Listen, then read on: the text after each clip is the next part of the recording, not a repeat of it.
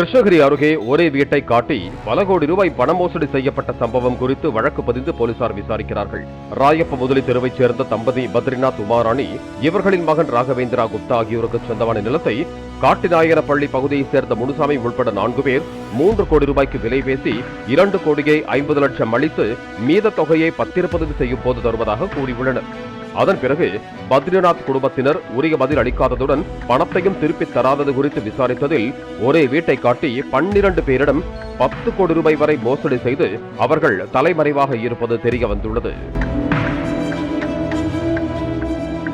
Play store மற்றும் app ஸ்டோரில் இருந்து பாலிமர் செயலியை QR கோடு மூலம் பதிவிறக்கம் செய்யுங்கள். செய்திகளை உடனுக்குடன் பெறுங்கள்.